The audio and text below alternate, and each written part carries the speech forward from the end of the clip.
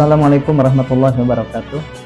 Alhamdulillahirrabbilalamin. Wassalatu wassalamu ala asyrafil anbiya wal mursalin wa ala alihi wa sahbihi ajma'in, amma ba'd.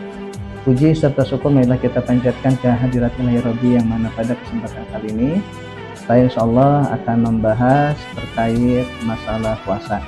Salam serta salam semoga tercurahkan kepada baginda Nabi Abu Muhammad sallallahu alaihi wasallam. Semoga senantiasa kita berikan syafaat yang nanti, amin ya Allah ya rabbal alamin.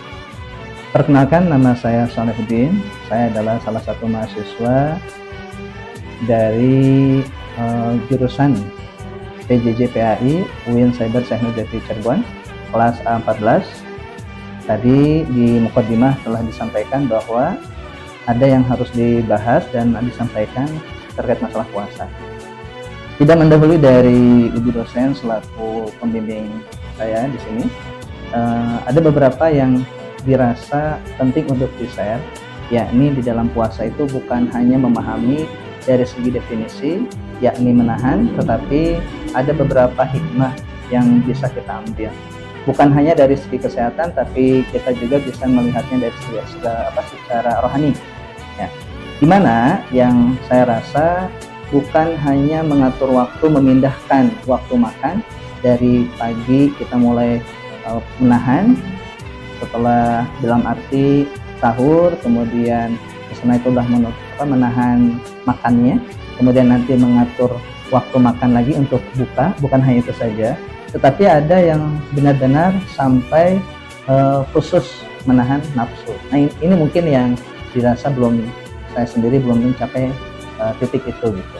Akan tetapi selama ini yang dijalani dengan berpuasa itu, kita bisa mengontrol keinginan-keinginan yang seharusnya tidak dilakukan. Kayak sejenis kalau seandainya anak kecil ketika dia ingin jajan makanan itu rutin, maka efeknya adalah ingin terus dan terus. Nah, jikalau kita sebagai muslim yang baik itu menjalaninya dengan puasa, si nafsu tadi yang seharusnya diturutin akhirnya bisa direm. Nah, itu loh fungsi dari puasa sendiri. Ketika dibandingkan dengan praktik dari orang non-Islam, melihat dari kesehatan pun ternyata ada istilah dengan intermittent fasting. Mereka itu menjadwal makanannya bukan niat puasa, tetapi menjalaninya, membuka harinya itu dengan aktivitas tanpa diiringi dengan makanan.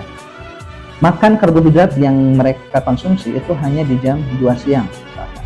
Kemudian ketika sore dan menjelang malam itu tidak makan lagi, cuman sekedar buah-buahan atau yang lain. Nah, itu termasuk dari mengontrol diri. Ternyata di dalam Islam pun ada. Nah, jikalau dari kita ini sudah bisa memaksimalkan puasa, otomatis orang-orang muslim khususnya itu akan menjadi orang yang cerdas, bahkan bisa mengontrol emosi. Nah, orang cerdas di sini berarti kan bukan konsumsi protein yang bisa diserap oleh otak, tapi lebih ke menahan emosi tadi. Oleh karena itu, menurut pandangan kami selaku mahasiswa yang masih kurang di dalam segi ilmunya, justru dengan puasa ini kita bisa mengontrol segala-galanya, mengontrol ritme kehidupan, bahkan tadi lebih ke sifatnya makanan, bahkan nafsu yang harus kita jaga. Oleh karena itu, sebelum dilanjut ke kesimpulan, saya akan menekankan kembali, dalam puasa baik itu nanti yang sunnah, yang wajib, itu banyak sekali hal-hal yang positif di dalam. Baik, untuk di kesimpulannya, berarti di dalam puasa ini sesuai dengan pengalaman pribadi bahwa banyak sekali hikmah-hikmah yang bisa diambil, bahkan pelajaran-pelajaran yang bisa kita jadikan kedepannya pertimbangan kembali. Karena apa? Banyak orang-orang yang puasa itu hanya sekedar menahan nafsu, menahan makanan, tidak nafsunya. Bahkan keinginan-keinginan yang sifatnya duniawi itu masih ada. Oleh karena itu, dengan puasa ini salah satu adalah taqarrub ilallah, bukan hanya sekedar istilahnya itu hanya lebih mengedepankan jaga makan atau jaga minuman saja, tapi lebih ke menahan emosi ataupun nafsu syahwat. Sekian, wassalamualaikum warahmatullahi wabarakatuh.